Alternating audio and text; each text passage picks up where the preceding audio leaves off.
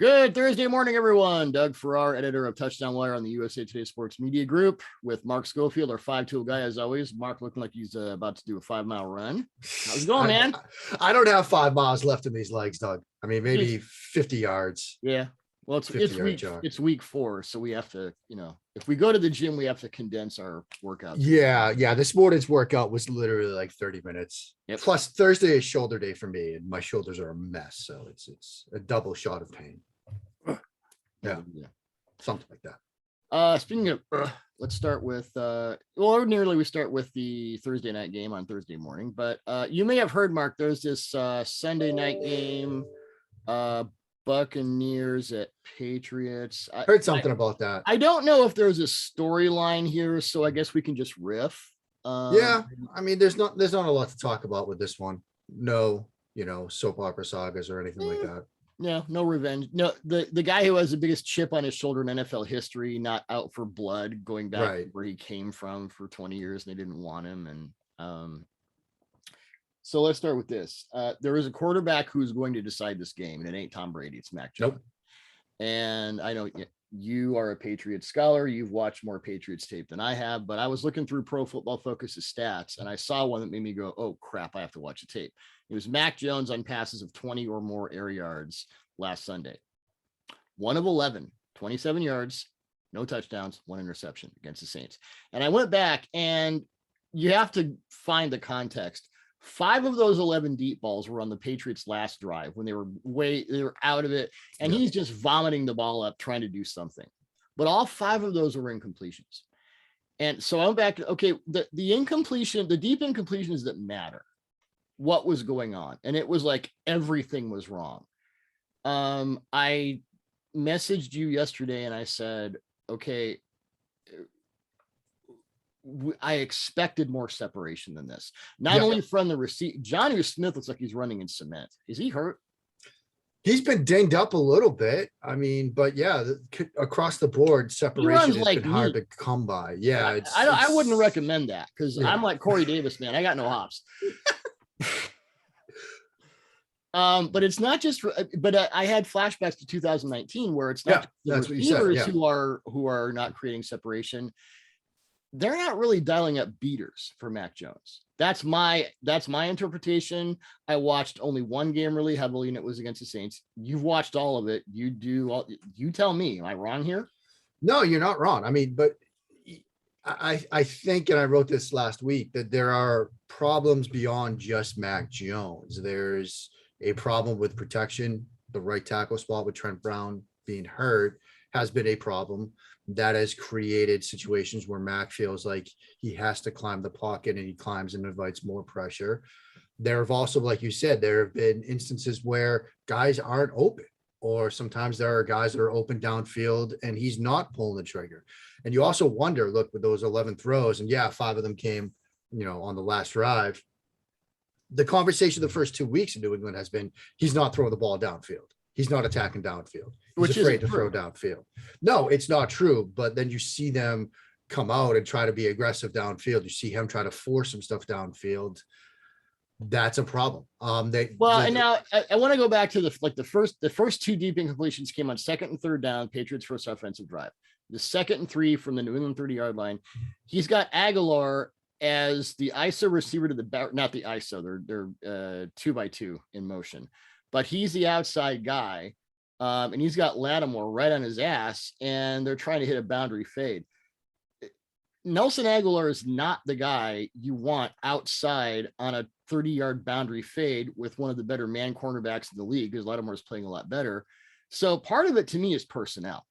Yeah, I mean, there's certainly that aspect to it. I mean, the idea was going into the season, there would be heavy 12, use the tight ends, get them in, favorable matchups and things like that. There's a game script component to that. If you're down 3 scores, 12 personnel, play action, isolating the tight ends on linebackers might not be the recipe. You need guys that can sort of consistently separate. When Aguilar was becoming this sort of vertical threat last year with the Raiders, it wasn't like he was just winning one-on-ones on go balls. It was like schemed up stuff. It was posts from condensed formations, post over Yankee, where you have the opportunity to sort of manipulate a defender. It's not just a guy winning one-on-ones. And well, so it's Waller going up top and Aguilar winning on something else from the slot. That was a lot of it. That was a lot of it too. He wasn't the guy, and that's not a slam on Aguilar. It just he is what he is, and you act accordingly. Yeah, but they don't have a Darren Waller. They don't have someone that they can use to threaten. And then I'm looking at the this was the incompletion of Jonnu Smith. 9:54 left in the first half. And this is where they did what is Tom Brady's kryptonite. They got him right up the middle. And then he, from either side, the whole thing broke down. And that one I'll blame on the line. And the Saints blitzed a ton, played a ton of man coverage. Well, that's who they are. It's what they do. Yeah. So Jones runs to the right. And the concerns I had about Mac Jones pre-draft, which was there is no second reaction ability. You see it here. He's throwing off his back foot. He does not square his shoulders to the target. This is not a guy. I don't think he knows. And I'm not, I don't know if it's him coaching, but I'm not slamming anyone here because it's a pretty drastic statement to say that Mac Jones does not physically and mechanically know how to throw on the move. And I'll say it, what I've said all along about Mac Jones. I don't think you can do that in today's NFL. I mean, yeah, this was the whole pre-draft discussion is, can a lesser athletic quarterback be successful in today's NFL? As we've seen this trend towards the athletic types, and even a Joe Burrow, who, while you want to describe Joe Burrow as a super athlete, he can throw well on the move. He can create, he can extend with his feet. He's athletic enough. We're not asking you to be Michael Vick, but you have to be able to create out of boot. I mean, Kirk Cousins creates out of boot. Jared Goff creates out of boot. This is what we're not asking you to be Kyler Murray or Russell Wilson and run around for 15 seconds and do crazy shit. But you have to be able to be functionally mobile out of the pocket. Yeah. And that's an issue for Mac Jones right now. And so then the thought was, look, they'd have a great offensive line in front of them. They'd protect him. That's been a problem. That offensive line hasn't been the great offensive line that people thought it was going to be. With Trent Brown down, there's been some other stuff that's happened to them. And so now he's pressured and having to create, getting moved off the spot, which wasn't his strength coming out of Alabama. You talk about game script. Well, here's the problem or set of problems for the Patriots in this game. The Buccaneers lead the league in points per game, 34.3, I believe. You are not going to run on their defense. Nobody does. No. And these guys are not going to be the exception. So unless that defense, and I want to throw it over to you about New England's defense in a second here against Tampa Bay's offense, because that's obviously their side of this. Unless that defense puts out like if Matthew Judon turns into Derek Thomas, and the non-Gilmore secondary, if JC Jackson becomes Deion Sanders, and both of those things are possible because they're great players, you're going to have a situation where the Buccaneers are up. You're not going to be able to run the ball, and you're going to have to throw deep. At that point, I think they're screwed. I think this game is over. Yeah. I mean, there's certainly a possibility that we are watching something else by halftime. I mean, that this could be a game that gets out of hand. I think from New England's perspective, and probably there's nobody on the planet that knows Tom Brady better than Bill Belichick. I mean, you listen to the episode of Coach Vass's pod where he has Dean Pease on. Dean Pease talked about how during game weeks, Belichick spent maybe 20 minutes the entire week with the defense. The rest of the time he was in Brady's ear about what defenses are going to try to do to him, what defenses, what concepts and coverages are going to try to take stuff away from him and how to attack them and things like that. So, Belichick knows like where Brady's mind is at. And of course, look, the easy, rote canned response. How do you stop Brady? Pressure with floor, interior pressure, all that stuff. And I'm sure they'll try to get some of that, but there are other things you might have to try to do. You might have to do some drop 8 stuff where you're trying to force Brady, like sort of the Rex Riot approach to stopping Tom Brady, which is condensed throwing lanes, try to force Brady outside the numbers and deep. The problem is he's now in a Bruce Arians-ish offense where he's throwing deep. He's throwing to the outside. It's almost where they want to be. He's not creating explosive plays that way. It's not 20 yards or more. It's like 10 and 19 is where he's just destroying people this year. Yeah. I mean, he's certainly effective in that area. I mean, there's also a vertical component to this offense, and we've seen some of that as well. The opening night touchdown to Antonio Brown, not 8-9, 9-6-9, because Godwin kind of ran a dig. But it's a vertical area. It's concept that he's hitting stuff over the top. And Brown is off the COVID list as of this morning, I guess. Yeah. And so look, this game with everything you just outlined, when Buccaneers go up big, which we think they might, or at least have the potential to do so, it has them hallmark of a big Tampa Bay win. And the other part of this is, yes, Bill Belichick knows Tom Brady better than anyone else. Tom Brady knows Bill Belichick better than anyone else. And Tom Brady's a freaking cyborg. And he's an angry cyborg. And he's a cyborg who is going into this thing with axes all over the place. Just so if you're Bill Belichick, how do you do it? How do you, knowing what you do about Tampa Bay's offense and New England's defense, I'm putting it in, okay, you're Dean Pease and you're Bill Belichick's defensive coordinator. Yeah. I mean, so, I think I didn't call you special advisor Matt Patricia because I like you. Oh, well, I appreciate that, Doug. I mean, I can hold on a second. I can. Oh, don't. Okay. Let's stop recording. Turn the video off. You know, I think obviously Tom Brady has seen everything, right? So there's no spun safety look. There's no drop 8 look. There's no overload blitz look. That Tom Brady comes to the line and goes, and he's got everything. Yeah, I mean, so you mix stuff up. I think you're going to try some interior stunt and blitz packages to try to get that interior pressure on them. I think you might see some overload looks like we've seen from New England earlier this year, where you've got, 4 guys from the A gap onto the outside, and then either Uche or Matthew Judon isolated backside. Uche's been in and out of the lineup, so that's a question mark too. I think you do drop 8 stuff. Brady this year, 3 of 6 for 19 yards and 1 interception when defenses have gone drop 8 against him. Now, that's also misleading because the interception was on a Hail Mary. I mean, yeah, it was the Hail Mary. Context. Yeah, exactly. New England, when they've gone drop 8 this year defensively, they've allowed 9 of 19 for 111 yards and 1 interception. That interception thrown by Zach Wilson, who's not exactly Tom Brady. And so look, I don't know you and your SIS subscription from winning the thing. Yeah, exactly. We got to do something with this data. So I mean, I think you mix some of that stuff in as well, but he's seen everything. Like that, there's nothing that you're going to roll out there that Tom Brady hasn't seen. So I think you try to vary it as much as you can. And I think by some of this drop 8 stuff, you're going to keep a lot of stuff in front of you. Maybe it caters to like Tom Brady carving you up a little bit for like 6 or 7 yards at a time, but maybe that way you can prevent the game from getting out of hand. They're also, and we talked about this before the season, because it started to come true like after the bye, after they got just killed by the Saints. Pre-snap motion, play action, the Brady concepts in Arians' offense. They're not being obstinate. They're not at loggerheads. Yeah. This is the full meal deal. And they're and Belichick said it. First of all, there seems to be a little bit of I don't want to say anger between Belichick and Arians, but reading what those two guys have said about each other this week, there's a little. I don't think those two guys are the best of friends when they get together at like the GM meetings and things like that. Well, first of all, Belichick, and this, when they're facing a team of chumbalones, Belichick will, if they're facing like the worst defense in the NFL, he'll talk them up all week like the 85 Bears. Yeah. When he's got a real challenge, it's like, right. But what was interesting though, that tells the tale. Belichick this week basically saying that, Arians is just running our offense. It's the New England offense. Yeah. Just with and Tom Arians Brady, said, I thought Bill stole it from us. Yeah, which is just the two of them going back and forth has been hilarious this week. I will say, as good as self-scouting at Belichick is, don't get into a war of words with Bruce Arians, because you ain't going to win. Nope. And I want Bruce Arians to be my dad. Yeah. He's just so cool. He is very cool. Is there a New England player, especially on defense, but is there somebody that you've observed that maybe we're not talking about enough? Judon and JC Jackson are kind of my guys, so I bring them up.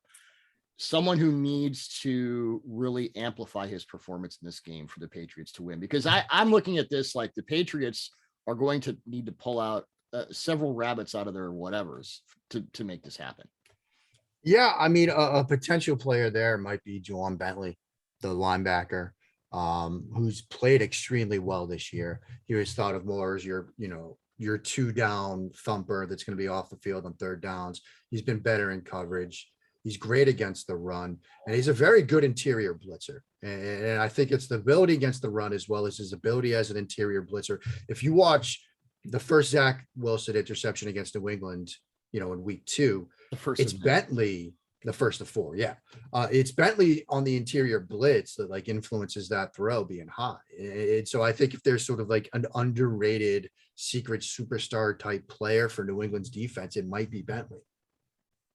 And this is also a Buccaneers offensive line with Ali Marpet and Alex Kappa, and road graders up front. So getting that interior pressure and Brady's kryptonite and all that, not as easy as it may have been previously. Absolutely not. Absolutely not. Like, look, if this isn't Justin Tuck against an injured Logan Mankins, I'm saying.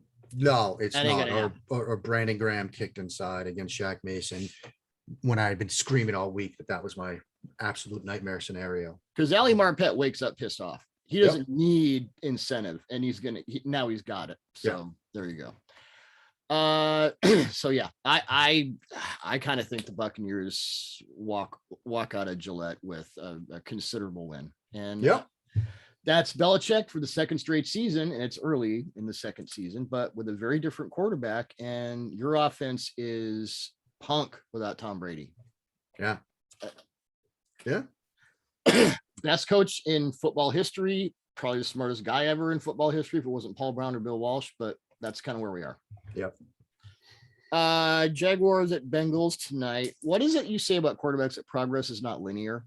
Yep. Quarterback development not linear. Yeah, I kind of feel that way about Trevor Lawrence because there are times when the offense is a mess and the routes are just stupid and he kind of tries to create too much.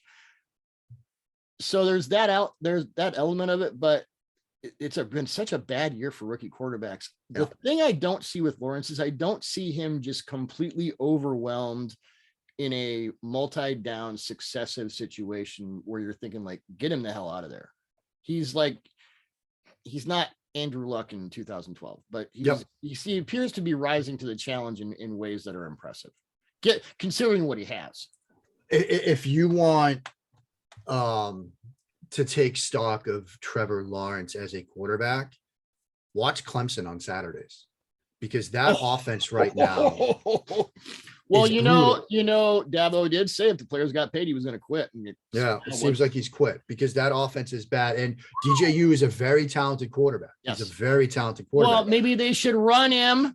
Yeah. Is Matt Nagy running Clemson's offense too? Because we're going to get into that. We're going to get into that. But like that gives you an inkling, a sort of window into what Trevor Lawrence was able to do in that offense. And they have weapons around DJU right now. That offense is struggling. So to see Trevor Lawrence. Well, maybe if your quarterback is 6'3" and 250 and looks like Cam Newton, you should run him more. Yeah. To see Trevor Lawrence and his ability to sort of tread water, it still makes some plays. And he's not perfect. This has been people are saying this has been a down year. I'd sort of say it's a normal year for rookie quarterbacks. We got spoiled by Justin Herbert. We got spoiled by some of these other guys that came in and played extremely well. Rookie quarterbacks are sometimes expected to struggle. It's new. The game has sped up for them, sometimes immeasurably. And we'll get to Zach Wilson in a bit. And so to see Trevor Lawrence sort of hold his own, that's a win.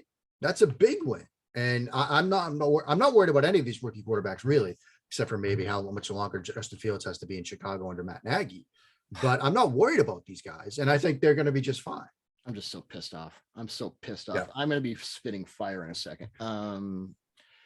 So Joe Burrow, second-year quarterback.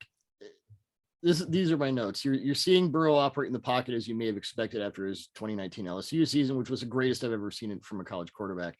Reason number one is that he actually has a pocket. And you remember before the season because everyone is like trying to take victory laps on Jamar Chase. Like we all weren't worried about the drops and the stripes on the foot. We were all worried about it. So shut up.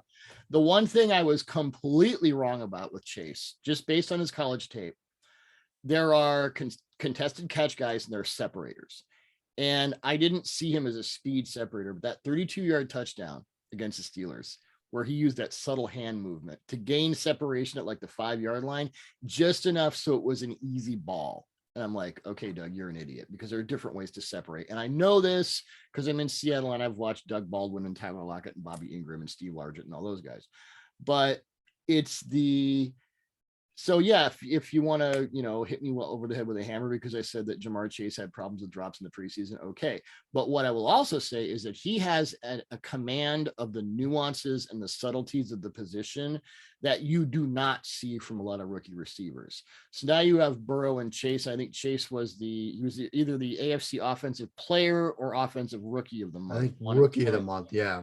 And all of a sudden you got a Bengals offense that is for real. And the Jaguars just traded CJ Henderson for a pack of football cards. I really enjoy watching Cincinnati's offense because now I'm seeing Joe Burrow the way Joe Burrow is supposed to be played, which is cool. It's fun. And the vertical shot and you're touchdown. You're going to see it tonight. Yeah, you're going to see it tonight. The vertical shot touchdown, 989. We just mentioned it. That's a play that they ran probably 500 times at LSU while they were together. And I'm pretty sure the AJ Terrell touchdown in the national championship game down the right sideline was that concept as well. Yes. So they're extremely familiar on that. The reason why I was high on Chase was not so much like separated, but at least his ability and his experience against press. Like you go back to that 2019 LSU Alabama game, which everybody in football media has probably watched 552 times because of the guys that played that afternoon who are now in the NFL. Trevon Diggs is the best cornerback in the NFL Chase. Right now. Yeah. Like that was oh God, that was a war. That was an absolute war. I mean, that was Thriller in Manila. That was, Holmes Norton. Like that was an absolute, like those two were literally throwing punches after the snap and sometimes before it. So, he was able to get separation on a couple of those plays against Diggs in press alignment and press technique. And you're seeing it now. I mean, drops, Matt Harmon, reception perception, who studies wide receivers more than probably anybody, has always said that drops are noisy. There we go. Yeah, but when there's a lot of them, then it becomes and it's serious. What's interesting, Matt Waldman brought this up a couple of weeks ago. We were doing a show, and he said the presence of beat reporters during training camp might lead to stories becoming bigger than they really should be. Like you've got a rookie receiver adjusting to life in the NFL after taking a year off because of COVID, and he's having catch issues. If we didn't have 40 beat reporters charting his catch, his route running, his charted numbers and his drop numbers, we wouldn't know about it. And it might've been like in a non-story. So, I mean, I think there's some of that to keep in mind as well. Can I tell my Russell Wilson story again? Absolutely. I think it was either the first or second practice. No, it was the first practice of the Seahawks rookie minicamp in 2012. And I'm standing next to Liz Matthews, who writes for Seahawks Wire. And they just signed Matt Flynn to the $30 million contract to Wilson in the third round. And he hits a 40-yard back shoulder fade. Like it was neither the cornerback nor the receiver made the team. It was not like, oh, look, Doug Baldwin. But it was over the cornerback's head, biscuit in the basket in the guy's hands. And I turned to Liz and I said, I don't care what they paid Matt Flynn. That guy's going to start, and he's going to start week 1. Yeah. Sometimes you can just tell. So there is value to that, but I get what you're saying. Yeah. I mean, there's certainly value to that, but it was the same thing with the Cam Newton, Mac Jones battle, where like every day it was like, Mac Jones was 24 of like 62 or whatever. It was just, there's a lot of information. That's all. There's a lot of information. It's like the kickoff tweets. Yeah. Here we go. Yep. Washington at the Atlanta Falcons. The Falcons are dead last in offensive DVOA. Arthur Smith, Matt Ryan, Calvin Ridley, Kyle Pitts. And Washington they played the third fewest snaps of man coverage last year. They're playing the second or third most. They're getting absolutely abused. Front is getting a lot of pressure, but they're not getting home as much as expected. This is kind of the Buccaneers problem. A few teams have it. Some teams started with pressure and now they're getting home, like the Bills. Good Lord. But, and I think a lot of that has to do with, we make fun of don't play man if you can't play man. If you're trying to, because they got William Jackson, the rest of those guys, Curl and Collins and all that, Fuller, they were there last year, and now they're trying entirely different things, and you have to train yourself to play a different coverage. I mean, and it was the injuries and the opt-outs last year with the Patriots. They went from like the most man snaps in 2019 to it was pretty evenly balanced between man and zone. And so the injuries and the personnel issues are part of the problem, but it takes a while to learn to do that. So, people are just Coach Vass had a thread of Washington defensive plays, and Vass, when he's on. Vass was on one last night. He had the frying pan going. And I get that people are excoriating Ron Rivera and Jack Del Rio. I get it. I would say that they've got the talent to do this. They should be doing it more. Give it a few more weeks. And, I don't know if this is more of a recovery game for Washington's defense or Atlanta's offense, but as much as you've watched Atlanta's offense, what the hell? Yeah. I mean, look, it hasn't quite been the, Arthur Smith, Tennessee Titans offense that we expected. There are some interesting usage questions with both Calvin Ridley. There's stories floating around that like Ridley's not a good fit for Arthur Smith's offense. And it's like, well, he's maybe next to Kyle Pitts, your best offensive I'm sorry, weapon. but if Calvin Ridley isn't a good fit for your offense, throw out your damn offense. Yeah, you change the offense, right? And so I think there's sort of similar to the communication and learning issues that are happening in Washington with the new sort of adjustment to their system and what they're doing. I think it's similar for the Atlanta offense, sort of adjustment to what Arthur Smith is trying to run. I think they do need to get Calvin Ridley involved and become more of a focal point. Like some of the usage stuff with Pitts, like, that they've moved him around some. I think he can kind of move around a little bit more and try to get him some ice, like the big play at the end of that game to get at the field goal range. They got him isolated in a man coverage, a 2-man situation against a defender, and he just ran right by him. And so there are things they can do to improve their offense. I think it's the same thing you just said about Washington. Give it a couple of weeks. They are, 12 personnel. They rank 14th in usage, 24%. You do not expect that from Arthur, and they're 31st in positive play rate out of 12 personnel. You do not expect that from an Arthur Smith offense. No. With some pretty good tight ends. They 10%, 13. That ranks 5th. You expect that. They're running 12%, 22 personnel, and they rank 6th in positive play rate out of that. So maybe this is another example of, just give it time. Yeah, I mean, they're trying to figure a lot of stuff out. Matt Ryan, I kind of wonder if it's Matt Ryan has been in the league for so long, although he's played a lot of different offenses. Maybe this is more of an adjustment than he might have thought. I don't know. And they're trying to figure out with Patterson, like how they're going to use him. I mean, you see Patterson lined up as a deep back in the eye, like, Smith has some things to work with Patterson. So you're going to see some creative usage with him. I'd like to see. The problem is with some guys, with him. It's like with Sean Payton. If you throw a gadget into some guys' offenses, no matter how brilliant they are, they just start to short circuit. Yeah, but I mean, I'd like to see a lot more, say, tempo with Pitts and Patterson, and getting those favorable matchups, forcing the defense to sort of pick their poison. They go light, you condense and run. They go big, you spread them out and throw. Like, maybe it's just my fondness for the Patriots when they did that with Woodhead and Hernandez and Gronk, like do something similar. Yeah. Texans at Bills. I don't really have anything to say about the Texans, except get ready for a lot of Tampa too, Josh Allen. Good Lord. Yep. It's not 2005 anymore. You don't have Lance Briggs and Brian Urlacher in the peanut punch, so don't play that defense. I thought the Bills were less static, more multiple. It wasn't just empty with no motion. So they got that back on track, and the defense is playing lights out. So that, I think the Bills are fine. Okay. We ready? Oh boy, here we go. Lions at Bears. Now, I want to say this about the Lions, and Jeff Risden pointed out from Lions Wire, our headbanging buddy, pointed out that Dan Campbell has a specific clock management coach, which, hey, maybe the Cowboys should think of that. Yeah. Although to take one more responsibility away for Mike McCarthy, I mean, what does Mike do now? What did he ever do? So what I said about the Lions this morning on Twitter, and I really believe it, they only have the personnel to play about a half of winning football every week, but they're going to go 4-13. They're 0-3. They're probably going to be 1-3 after this. Yeah. They're going to probably be 4-13, 3-14, 5-12, whatever. But every coach that faces the Lions this year is going to go out of there, and the first thing they're going to say is, "Man, we were lucky to get out of there with a win. We had to hold on to our butts."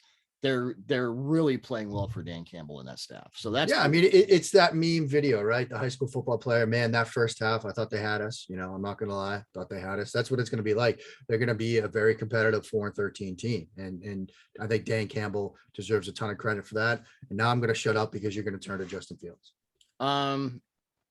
Justin Fields did not come into the NFL as Andrew Luck in 2012 or Russell Wilson in 2000. He is not a fully developed quarterback. He's actually pretty rudimentary in the things that make an NFL quarterback great.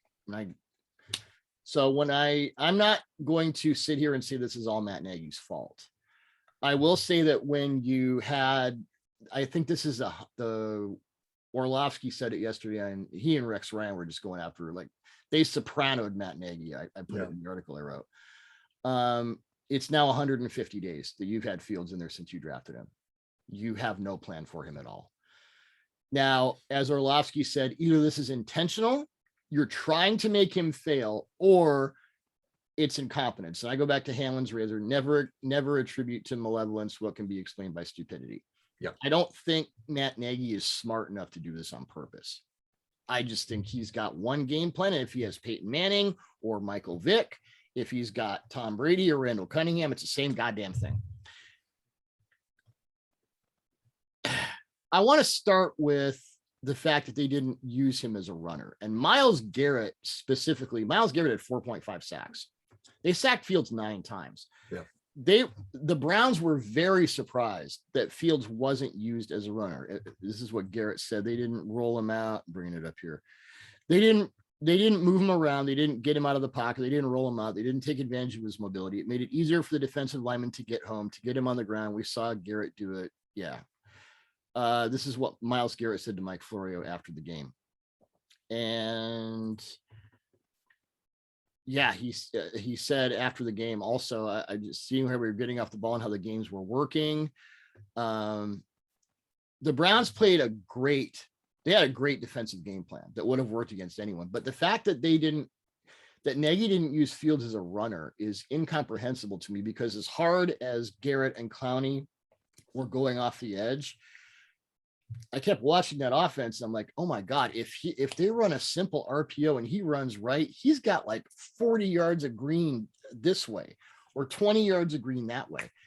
They probably left 300 rushing yards on the table just off of that. Yeah. So that's point one. People get into the protections and all that. And, Jeff Schwartz had a really good thing about how you run protections out of empty and what Jason Peters was supposed to be doing on this or that play. I'm not saying that Jason Peters looked injured because he didn't play well. I'm saying that Jason Peters looked injured because after a couple of plays, he was hobbling around and hopping on one foot. He looked injured because he looked injured. The quick game stuff, the ISO routes, it's like a bunch of late developing ISO stuff and then 3-yard stop routes underneath. He is somehow, Matt Nagy, as I wrote, he's somehow combined bad Scott Linehan and bad Mike McCarthy in one game plan, and he did it on purpose. There was no way for Matt Nagy to do less for Justin Fields than he did. There was no way to put together a worse game plan for the kind of quarterback Justin Fields is than what Matt Nagy did. This was, and the Bears have been around since 1920. They're one of the founding organizations in the NFL. They've never, and of course, George Halas was a coach for the first 25 years. He's not going to fire himself, but the Bears have never fired a coach mid-season ever. Interesting stat. I don't know what the plan against the Lions is. I don't know if it's Foles. Nagy's holding it back because he like he thinks he's Maxwell Smart. Right. And I wrote in the piece, this guy could ruin Tom Brady if you gave him half a chance. And you think I'm being sarcastic, but again, go back to the Buccaneers in weeks 1 through 8 when Brady and Arians and Leftwich were not on the same page, and he's overthrowing Scotty Miller by 45 yards against the Saints a week. And it doesn't take that much. If that disconnect is there, it doesn't take that much for a coach and a quarterback to really screw things up. And that's Tom Brady. Justin Fields doesn't stand a chance here. They're going to ruin him. Yeah. I'll say it flat out. They're going to ruin him. And I don't know if they're doing it on purpose or just because Matt Nagy cannot call plays, and whether it's DeFilippo or and then it's a Mike McCarthy situation where the OC or someone else is calling the plays and he's just there taking naps and eating sandwiches and mangling the clock. Okay, fine. Don't ruin your quarterback. Yep. I'm done. No, I mean, I think you kind of nailed it. Like that. The worst game plan for a quarterback I've ever seen. Yep. Ever. And I just wholeheartedly endorse what you just said. It was awful. So now you got, a dueling head coaches, Dan Campbell, where his players are all in. And I can't imagine any player on that Bears roster is looking at his coach going, really?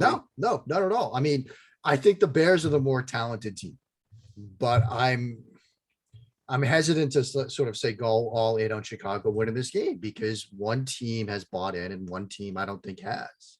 And sometimes in a game between two teams that are struggling, that could be enough. I mean, I think I wrote in my sort of preview piece for the week, the Bears might win this 7-0 on a Roquan Smith pick 6. Like that's how this game could go. Because Goff isn't going to know where he is, even if he should. Yeah.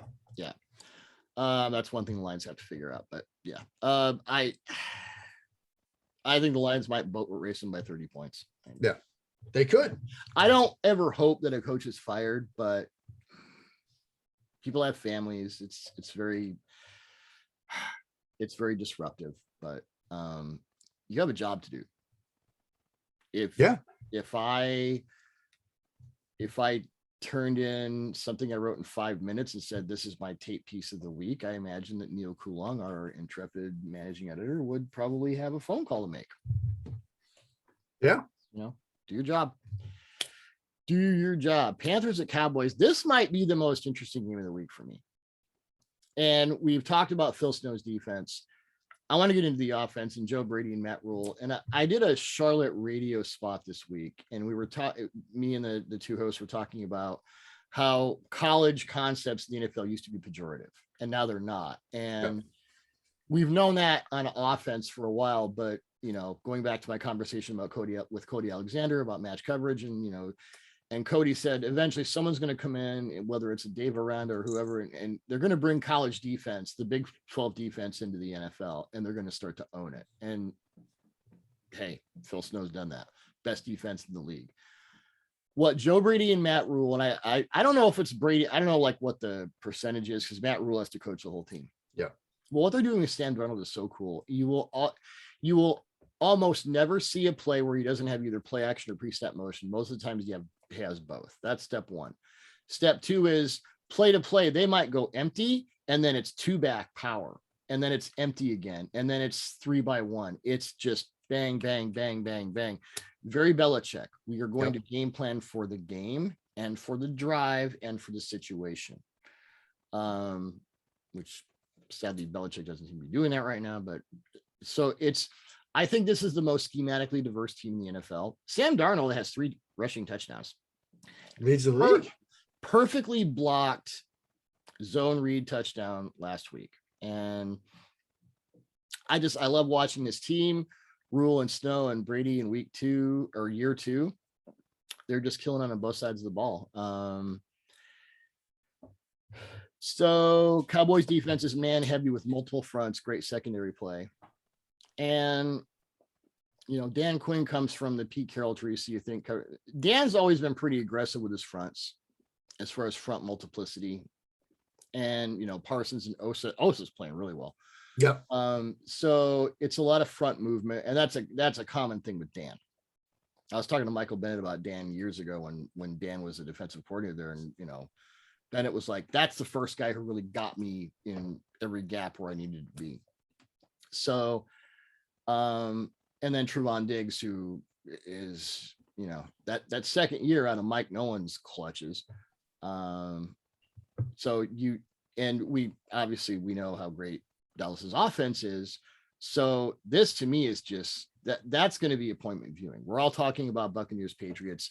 Panthers at Cowboys might be the most interesting game of the week when all is said and done. I mean, I think either this one or Chargers Raiders on Monday night are the 2 games you really want to watch. I mean, I think what's fascinating about this one, the Dallas defense, like you just sort of talked about under Quinn, It's not great, but it's a world better than it was last year. And with their offense, that might be enough in this division. And it might be enough. You know what it reminds me of? It reminds me of Seattle's defense in about 2012. Yeah, where you could see, hadn't clicked yet, but the pieces were getting there. Pieces were getting there, and you could see that maybe in a year or two would be great. And obviously, the next year it was. What's fascinating for me about the Sam Darnold discussion is, sort of stripping away the Adam Gase stuff, and you see the influence of Joe Brady. Like, they have, just like you sort of walked through, they have put him in a position to be successful because of the diversity in their offense, because of the way that they attack you in a variety of ways. Obviously the motion, the movement, and the play action stuff. And he's still a guy who needs the play action to determine coverage, and the motion to determine and the play action to kind of suck guys in so we can see over that. He's not developed enough to just go to the line and go, oh, it's that. Yeah, and the one thing I always reminded people about Darnold was he's not a veteran quarterback. Right. Like, he started playing quarterback in high school, like when he was like a sophomore or a junior in high school. He had been a linebacker before that, and he came out as a redshirt sophomore. Like, a lot of these quarterbacks, they've been playing it for years, the 7-on-7 stuff and all of that. The bad habits are sort of ingrained by the time NFL coaches get them. That's not really the case with Darnold. And so, it's been good to see, as somebody that was relatively high on Darnold, the success he's had this year. Yep. I had a lot of questions about him just because his mechanics is, as I like to say, his upper and lower body were consistently having arguing with each other. Yeah. But they've plateaued it out. It's really good. Colts at Dolphins. It's a football game. It's a football game. Yep. Yeah. I think everyone on the Colts is injured. Jacoby Brissett. We were kind of hoping they'd run the 2016 Week 3 Patriots game with Jacoby, and they didn't. So yeah, I don't know what to say about this. Yeah, I mean, it's a football game. It's a football game. It is a National Football League football product. Yeah, the Dolphins did have the world's first completed pass safety, which was fascinating to see. Yeah, that was awesome. It's like I really hope that wasn't the first read. I hope, because he had the sit route open wide over the middle. And he did. So. And Jacoby, it takes him about 6 seconds to figure it out, which when you have that offensive line is not good. Yeah. Chiefs at Eagles. Andy Reid revenge game. First 2 weeks of the season, Jalen Hurts with any kind of pre-snap motion. 10 of 12 for 93 yards, 27 air yards, 2 touchdowns, no interceptions, and a passer rating of 138.5. Per Seth Walder of ESPN. Hi, Seth. The Eagles used no motion at the snap against the Cowboys. You think against a fast, aggressive man defense, you'd want that. Motion at all against the Cowboys. 2 of 4 for 28 yards, 17 air yards, no touchdowns, 1 interception, and a pass rating of 33.3. I feel kind of guilty even putting stats forward. And I know you do the QB Factory podcast, so you're watching this the whole time. I don't know. I want to met Sirianni last week, Nick Sirianni, the head. I'm not just going to motion because then you're spending a little more time on the motion and a little less time on everything else. I just like to get up, get ready, get set, and motion when we need it. So if he can't do motion because he's spending a little less time on everything else, what the hell is everything else? Because I don't know what this offense's identity is. They're running the ball. They're not running the ball. They're using Hurts as a runner. They're not. They're rolling him out. They're not. It's like, what are you? And that's the question in Philadelphia. And he addressed that a little bit yesterday on Wednesday when he met with the media. He said he wants their offense, their identity to be, taking care of the football and explosive plays. Well, you didn't quite get that, particularly on Monday night. You go back to week 2 against San Francisco. They tried to be explosive early in that game. And is he saying that just to hear how it sounds? Maybe. And Hurts did not play well. I mean, he had the 2 interceptions. The first one, he tried to do too much with his eyes. The second one, he did nothing with his eyes, and he's got to learn to sort of balance that. Didn't help that Devonta Smith fell down, but on the second one, it was going to be a pick anyway, because he stared it down and threw it inside. And they ran 3 times? Yeah. I mean, I think 3 times. Is that a record? I mean, I think they ran 6 running plays total. It wasn't a lot. I think you do need to run the football a little bit more. And look, their defensive front is good. Fletcher Cox, they got the strip sack safety. Part of that was because I don't know what's going on with the field turf at Jerry World, but the CeeDee Lamb fell down on that play and Dak had to pull the football down. Javon Hargrave is a beast. Hargraves is like so good. The Eagles have a linebacker problem. We've known that for a while. Can we ban inverted cover too, by the way? And they play. I thought we banned that a while ago, but we need to ban that. No, we didn't. Now the problem is CeeDee Lamb if they've banned inverted cover too, because CeeDee will tell you they haven't.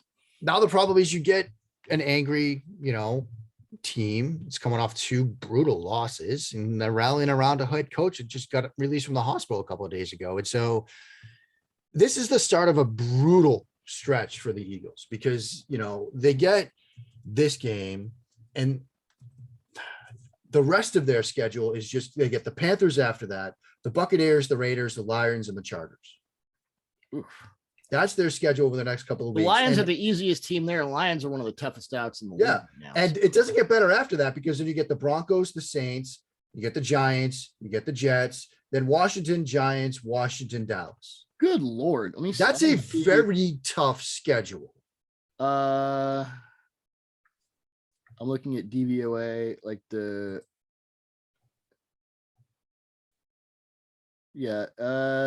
Eagles, it's the 8th toughest schedule left per DVOA. Yep. Yeah. That's a recipe for a 2-15 season. Oh, Jets have the worst, so ouch. Yeah.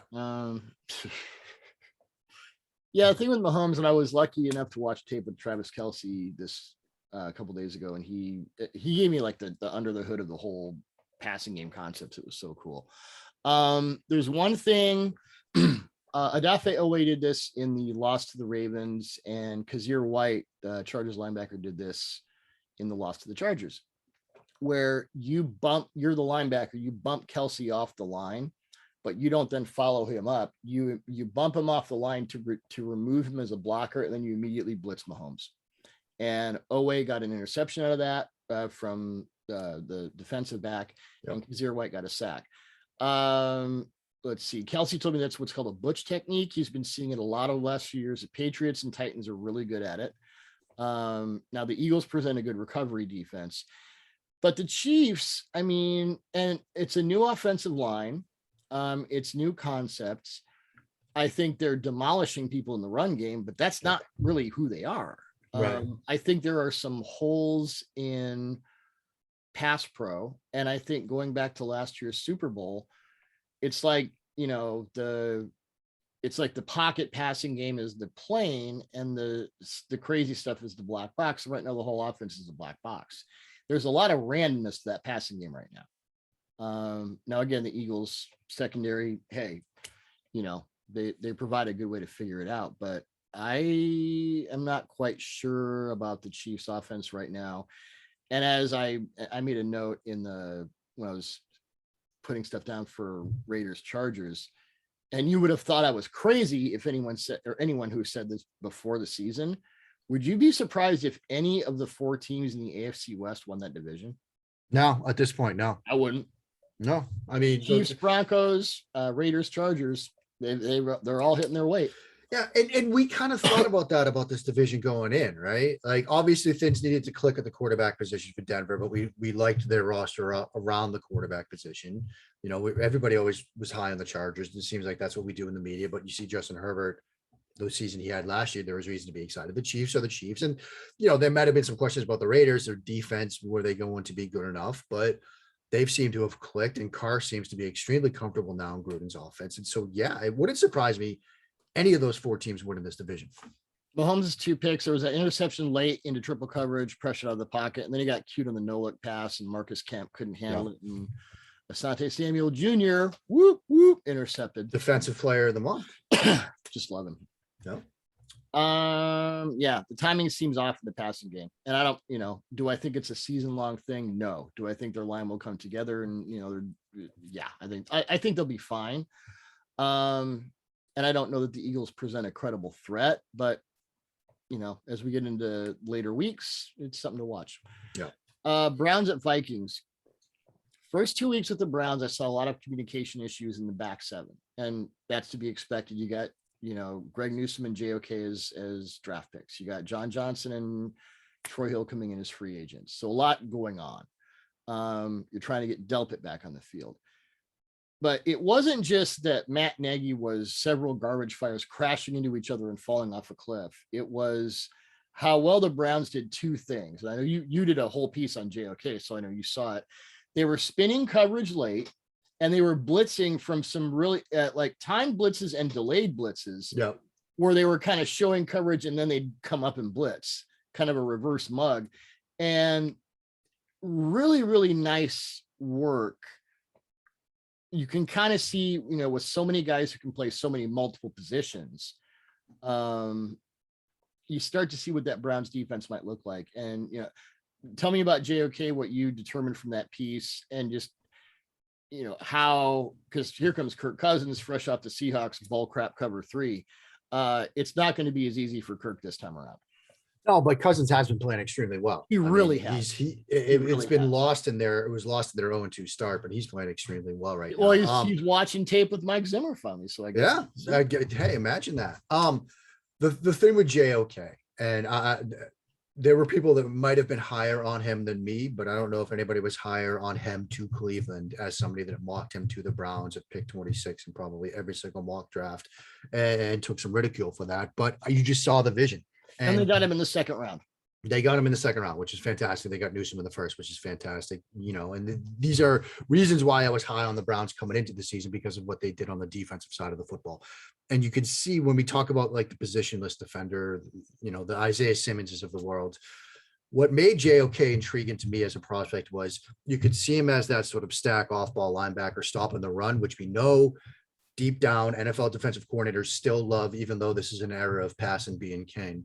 But yet he can influence and be disruptive in the pass game, both as a player in coverage and as a potential blitzer to apply pressure. Yes. It's very much in that Fred Warner, what can he do for you? Well, he can do a lot for you kind of school. That's I like that. I think you made that comp before. I like that comp better than the Isaiah Simmons or the whatever. Yeah. Yeah, I think now. Look, it's only his third game in the NFL. And didn't Fred Warner play safety at BYU? I mean, he was their like overhand guy. He was using the slot like a ton. He played some whatever Urlacher was way back when. Yeah. And so, to see him set the edge against run stuff, turn stuff back, stack and shed blockers, make the tackle.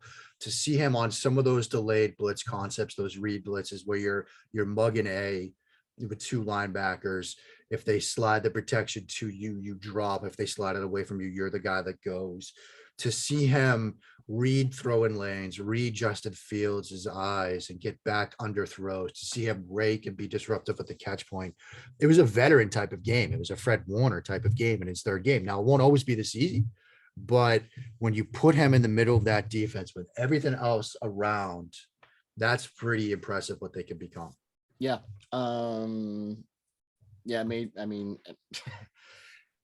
Bears. I don't ever want to watch the Bears again. Let's see. Titans at Jets. You wrote a piece on Zach Wilson this week. I just mentioned the Titans could be without Julio and AJ Brown. Yeah. Karma. But Zach Wilson, where is he? I know he's not throwing well if he has to take more than 2 seconds to throw. Yeah, I mean, he's dealing with what a lot of young quarterbacks deal with, and we probably should have seen this coming. And we all thought that the Jets kind of did it right. I thought that the Jets had done it right by, the scheme component and that fit. We loved the fit. We loved the fit. I loved going to get Vera Tucker, because now you've got Becton and Vera Tucker as his blindside protector, because look, Wilson played behind one of the best offensive lines in college football last year. He threw from a ton of clean pockets. It was a very good group. And so you wanted to try to replicate that stuff as much as possible. Now, with injuries, game script situations and things like that, they haven't been able to replicate that. As well as Becton being hurt, by the way. Yeah, with Becton being hurt. That's one of the injuries. And so now what's happened is he's under pressure and he's speeded himself up in the pocket. And what does that look like? You can see it on a couple of ways. He's cutting his drop short because he's trying to artificially get the ball out faster. Well, what does that do? Sometimes it results in the interception by Justin Simmons, where he cuts his drop short, but he has to now wait because the receiver hasn't gotten into his break yet. So he's just staring down Corey Davis, and Justin Simmons, an incredible safety in today's NFL, is just reading his eyes and he jumps the route. Yep. Or he doesn't go through reads. He just wants to get the ball out of his hand because he's feeling this constant stream of pressure where he'll throw an inside dig route to Elijah Moore with the underneath hole defender staring him down in coverage. If he got to the second read and taken a bit more time, he would have seen Corey Davis open on his dig route. But because he's trying to speed himself up, because he's sick and tired of getting smacked in the mouth, which is a natural human reaction, he's making things worse, and I long maintained, as much as I loved Ted Williams, as much as my grandfather loved watching Ted Williams said that hitting a baseball is the hardest thing to do in sports. I still think it's playing quarterback, because when you're trying to make these reads and decisions and do the right thing with the football, when people like Bradley Chubb and Von Miller are trying to put you in the hospital, like, that's tough to do. And so he's trying to speed himself up, but it's coming at the detriment of the offensive structure on some plays. And it's also hurting him from a mechanical standpoint. You're seeing his base get wide. He's stepping in the bucket on some throws. We touched briefly, brushed up against the idea of sitting a quarterback down when we talked about Trevor Lawrence. I don't think you have to do it with Lawrence.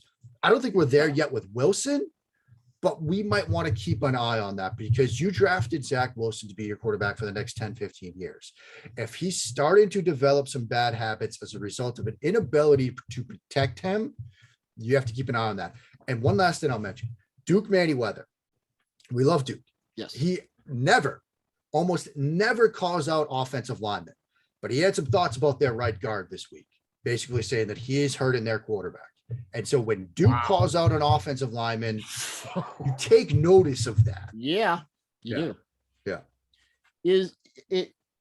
There are sometimes when I'll watch a quarterback and I think he's playing too quickly and too slowly at the same time. And usually what happens is that's exactly it. Your reads are too slow, so your feet are too fast. Your mind is too slow, so your body is too fast. That's where the automatic, sort of binary solution is we'll just do more quick game. Now, if you do more quick game with a quarterback who doesn't quite have it yet, you wind up with that crap show from the Bears. So that doesn't work. And they tried. There was a play against Denver where they had a little quick game concept. It was a 3-level flood, but the first route to Davis was a quick little spot, and he was still slow to get it out. He was still, he wasn't trusted his eyes. There was the tiny window to throw that. He was late, and it ended up getting a PBU situation. So the idea that you can just paper over bad offenses and bad offensive lines with quick game, your quarterback still has to be quick game. It's in the title. And so when Wilson isn't there with his mind and his feet and everything else yet, you can call it quick game becomes slow game if the quarterback's not reading it right. Well, let me ask you this, because I'm not comparing Zach Wilson to Joe Burrow, but Joe Burrow had a very, very similar situation to this last year, where all they ran was quick game. He had like 200 attempts of 0 to 1 step drops because they're off, you have Bobby Hart, and when Bobby Hart is your best offensive lineman, just, forfeit. Yeah. I mean, I get what you're saying about maybe sitting him. Would you have ever, if Joe Burrow hadn't got hurt through that whole season, would you have ever say they got to sit Burrow? I would posit that with Wilson, you keep him out there. It's like, okay, kid, you might have a crap offensive line your whole career. Russell Wilson has. You have to do this stuff. I mean, the idea of sitting down a quarterback is he developing bad habits from which he will not recover? And I'm not saying we're there yet with Wilson. Right. I don't think we're necessarily close, but you're seeing some of these bad habits pop up. We saw them in Denver. We saw them against the Patriots. Now we watch going forward. Does he clean this stuff up? Does he work on it? When Matt Waldman and I did our show this week, we talked about Fields. We said, ultimately, Fields needs to be selfish going forward. And what we mean by that is this: he needs to focus on footwork and the little improvements he can make for himself and ignore Matt Nagy, the offense, the offensive line, and all that stuff. Wilson needs to do something similar, right?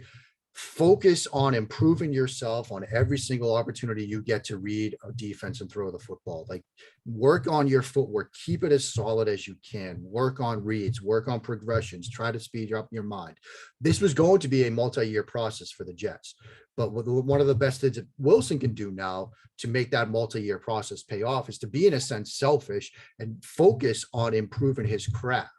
If he continues to develop bad habits and things get worse, the footwork gets worse, the reads get slower, then you might want to think about, okay, we got to sit him down for a week. Just let him catch his breath. I think Fields needs to go full metal Moxon and just treat Nagy like Bud Kilmer. Just ignore him. Yeah. Yeah. You get out of here. We're not going back on the field. Yep. I like it. Yeah.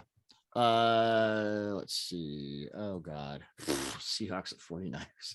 Oh, no. Cardinals at Rams. A better game first.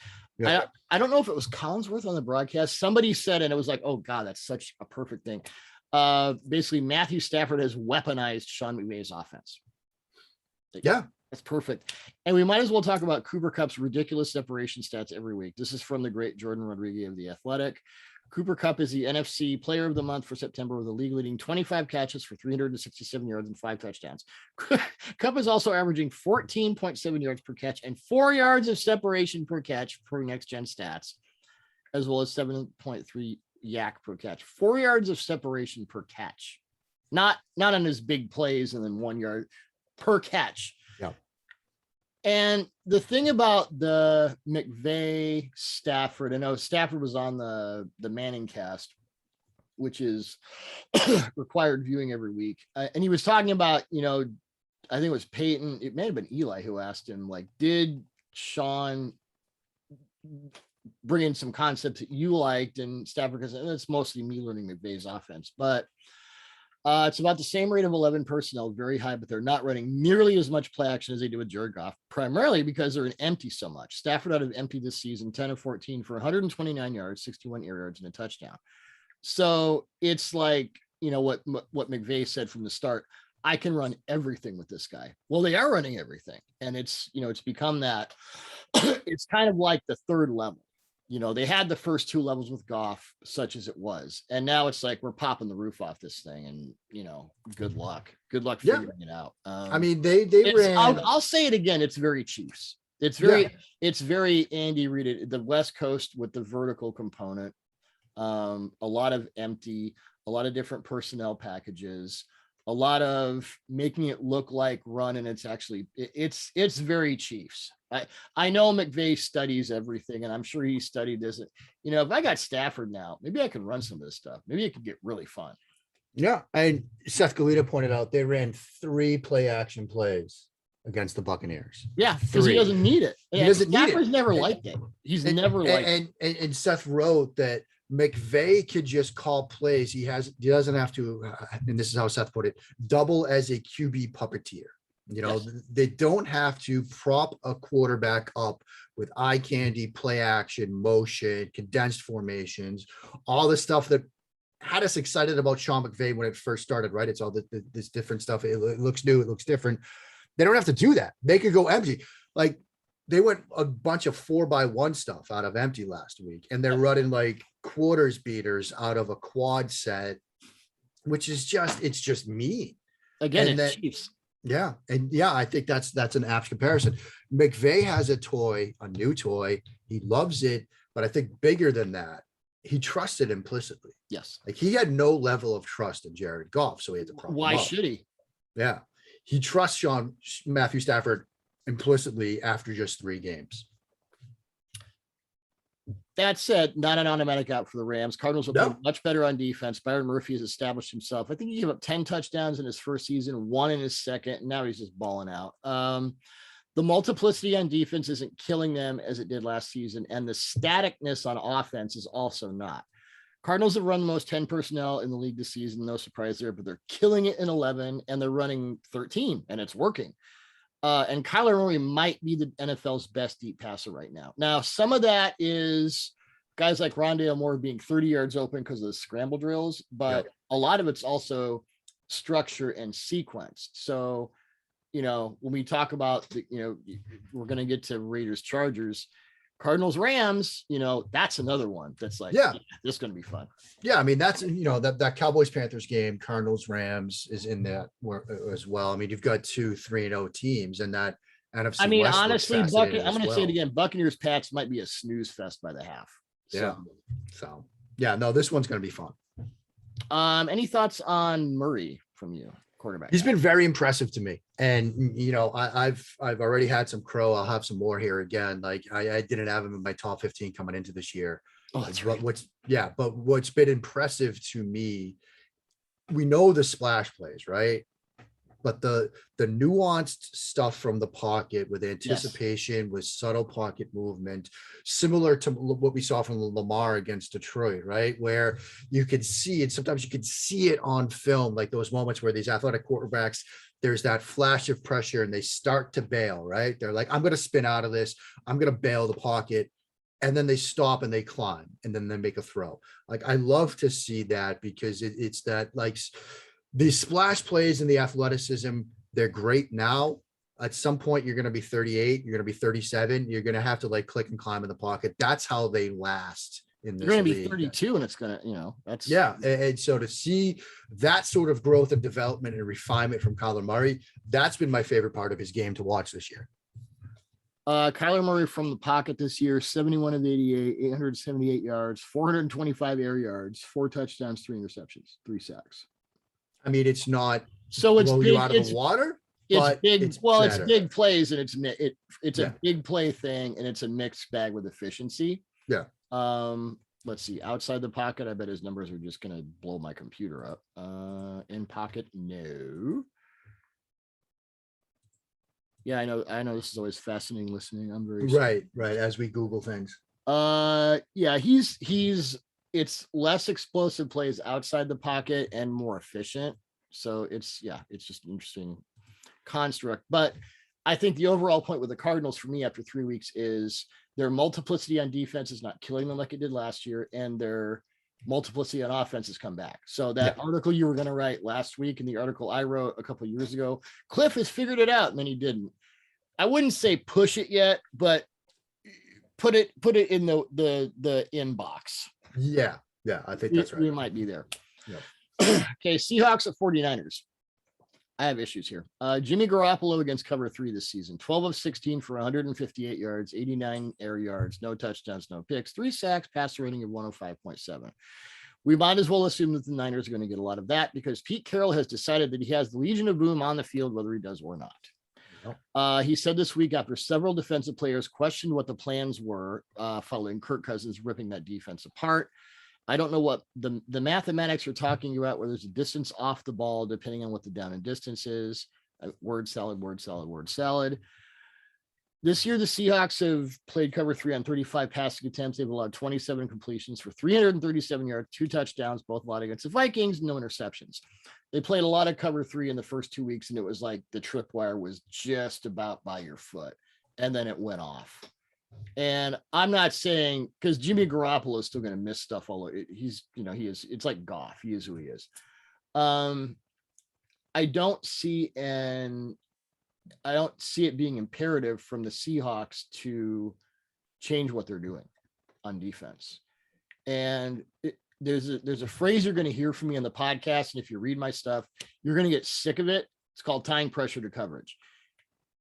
This is like the thing I'm just beating the drum this year, because the more people I talk to who are smarter than me in and around the league, this comes up a lot. When I was talking to people about Phil Snow's defense, that's all I did, tying pressure to coverage. The Seahawks don't have pressure and they don't have coverage. I don't care how good Russell Wilson is. You're not going to win that way. Yeah. I mean, it's the Bill Belichick. Yeah, Trey line, Flowers right? saying, y'all want me to be Richard Sherman. That's not a good thing. No. Yeah. So you got frustration from the players because they know they're not in a situation that works for them. Trey Flowers has actually been a pretty decent man cornerback, but they're like throwing people out there saying, okay, it's C3, it's country cover 3 or bust, and it's bust. No. So I don't know with Pete if he had the ideal in Sherman and Chancellor and Brandon Browner and obviously Earl Thomas, and then you didn't have to tie pressure to coverage, and you got 5 or 6 future Hall of Famers. Right. By the way, the Vikings screen boot game, holy crap. Clint Kubiak, I know PFF has their like offensive coordinator, like play caller thing that they're doing this year. Kubiak has been fascinated because the screen boot game, the run game stuff. I mean, Bobby Wagner is going to be a first ballot Hall of Famer. That might have been one of the 2 or 3, not a lot of bad games from Bobby. That did not go well for Bobby. And I hate to say that because just on and off the field, just amazing guy, but whoa, That screen game is nasty. Yeah. Absolutely nasty. Ravens at Broncos. So KJ Hamler out for the year. Tim Patrick balled out. So Javonte Williams is a badass. That defense made Zach Wilson's head explode, which is not hard. But Fangio has always been great with tying pressure to coverage, and I will not shut up about this because it's so important. The Broncos' opponents are 0-9, Giants, Jets, Jaguars, but you have to take them seriously, and the reason is Teddy. Yeah. Because now they got everything. Yeah. Teddy is not Matthew Stafford. He doesn't have to be because the defense is great. The run game is great. I think both of their guards are iffy to go. Yeah, against we the might Ravens. see the D3 kid. But this is the Ravens team who had to count on the longest field goal in NFL history. And oh, by the way, a missed delay of game that would have made and a 4th and 19. Yeah. I don't know. I mean, Ravens do have that sort of team of destiny feel, though. I mean, that win Monday night, Sunday night against the Chiefs, where everybody thought, look, they're done. Yeah. They win that game. Well, it's also absurd good fashion. It's good coaching all around. Yeah. So, but yeah, I mean, look, like we talked earlier, would it surprise anybody if the Broncos end up winning the AFC West? I don't think so. Nope. I think they're for real. Anyone in that division. Yeah. Steelers at Packers. I thought the Packers got a lot of their defensive issues sorted out against the 49ers. Fronts were more multiple and challenging. It wasn't just 4 or 5 down and run straight at your guy. Coverage stuff was better coordinated. Helps you have J.R. Alexander making ungodly plays. And you could walk into the Steelers game with Bellevue High School's defense and you'd be, Najee played well. I like they're getting him involved in the passing game, but they're cooked. Yeah. We all know why. We know why. And it's going to be last year's paradigm, but even worse. And, I don't know what TJ Watt's status is. Tuitt's out. Tuitt's on IR. He's the most underrated guy in that front. They would prefer to use Melvin Ingram all over the place. They're going to have him on the edge. And it's like, Cam Hayward is a monster, but I think it was Greg Cosell who was saying this week on Ross Tucker's podcast that their sack streak ended against the Bengals. Here's Aaron Rodgers doing even more Aaron Rodgers shit. Not good, Bob. No, not great, Bob, at all. And yeah, you do wonder why they didn't address the future at the quarterback position a little bit better. It reminds me a lot of Walter Jones's last season with Seattle, where they penciled him in as a 16-game starter. And Walter Jones is the greatest Seahawk player in history. He's the greatest offensive lineman I've ever watched. But I think everyone knew it was over. But they said, we expect him to start all 16 games. He didn't. And there was a game against DeMarcus Ware that I don't even like to think about. It was very Van Halen 3. Yeah. And I think that's what they did with Ben. It's like, well, we can, we got Matt Canada. We're going to, put lipstick on the pig and we can extract enough out of Ben with a great defense to at least be competitive. I think that was the plan. He can't throw stick. He can't throw anything. Yeah. He can't throw anything. I mean, it's gone. That arm is dead. And so are you going to muddle through? Are you going to, because at this point you have to start to wonder, because that offensive line is also a problem.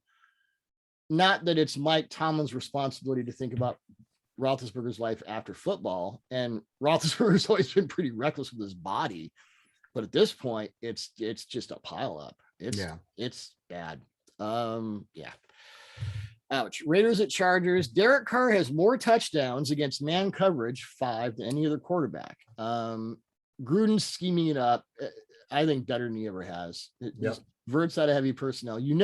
That's another offense where you just never know what the hell you're going to get. And you have to be prepared for everything. And you're probably going to be wrong. Now, Brandon Staley played a crap ton of man against the Chiefs, which normally you don't do, but he got away with it. He's not going to do that here. I think he goes back to his sort of variable looks and try and put a hat on it, try to cover, try to do, counter the verts with quarters. But yeah, your thoughts on, I know you've written a lot about Carr and about that defense, just a fascinating matchup. Talking about, where's Herbert in your mind? Herbert's still playing extremely well. I mean, he's still playing extremely well. He's moving into that category of quarterbacks that, look, when I sit down, Monday morning, he's one of the first guys I turn on. The arm talent is just off the charts, but you're seeing him tie the arm talent to the mind, where he believes and he's confident enough that there's no whole shot on the planet he can't hit. I mean, the one against Dallas where it was like a 50-yard hole shot, left hash, right sideline. That's just an absurd throw, but he's making that kind of throw with anticipation. Like that's the key that's to him, is that he's making that kind of throw with anticipation. It's late, but I have the arm to do it. A la what we call like the Josh Allen. It's, I have the arm to do it, but I'm going to anticipate that window coming open as well. Say like a Tom Brady meld of Patrick Mahomes' arm. Like, that's how well he's playing right now. In terms of, are the Chargers for real? I think so. Yeah. I mean, you look at, they've got Derwin back on the defensive side of the football. Asante Samuel Jr. is making some opportunistic plays on the defensive side of the football. Chris Harris is out with a shoulder last week. I don't know what his status is. When he comes in, and Harris told me before the season or a couple of weeks ago that they alternate Derwin and Harris as the star in his defense, depending on the package. So that makes it more multiple. Just want to throw that in. Yeah. And this is, I think, a very good football team. Now the Raiders, to their credit, like you said, Gruden's scheming it up better than perhaps ever. They're running like you said, like Verts out of like 13 personnel. And it works because you have Darren Waller and Foster Moreau. They set this up. They're dialing some stuff up in the vertical pass game for Henry Ruggs. Finally, the touchdown against Pittsburgh was fantastic. Carr is reading things well. He had a play against Miami where they showed that cover 0 look pre-snap, and they spun it to a 3 high look, but he read it. They had Xavier Howard down as like a buzz defender, and he threw an out route over his head, dropped it into Darren Waller. Hunter Renfrow is a fascinating player to watch now. That like flat China 4-move route that apparently they wouldn't let the media write about during preseason, because now Ted Wynn can finally write about it. Yeah. They call that third and Renfrow. Is that the term? It's nice to have that guy as like your 4th option in the passing game. And so this is a fascinating game for me to watch. I mean, it's a shame I don't think we get Manning cast this week, because if we did, this would be fun to watch with those two. Yeah. In 2020, Derek Carr attempted 60 deep passes. This year, he leads the league with 22. He's completed 12 of them for 370 yards, 2 touchdowns. Last year in deep passes, he threw 10 touchdowns to just 2 interceptions. So yeah. Now I wrote about this, the deep throw to Ruggs that he missed against the Ravens and checked it off. The next week, it was like the same concept and he hit it. Yeah. And that was like, okay, now we're talking. Defense is playing, I think, better than expected. Gus Bradley scheming up. So that, a lot of really good games on the slate. We're all going to talk about, Brady-Belichick, obviously, but I think there are 3 or 4 games that will actually be a lot more competitive, and a couple that might surprise. And Matt Nagy needs to be fired. That's all I think that's a perfect way to sum up this week, Doug. Fire Matt Nagy. I'm not usually the one carrying the banner, but get him out of there. Yep. They're going to move their facility. Just tell Matt, oh yeah, we're still over there. I saw a tweet this week that was like, they're going to move the facility, but at 1.1 yards per day, like it's probably going to be hard. Yeah. Well, there's like, whatever. Yeah. I'm done. All right, man. Great stuff as always. Anything else you have? No, I'm going to try to dive into Brady versus Belichick this afternoon. Maybe I'll get something out on that, but go check it out. Touchdown Wire, read all the stuff. Laurie Fitzpatrick killing us for us as well. Been a good week. All right, my friend. We'll talk to you next week. Sounds good.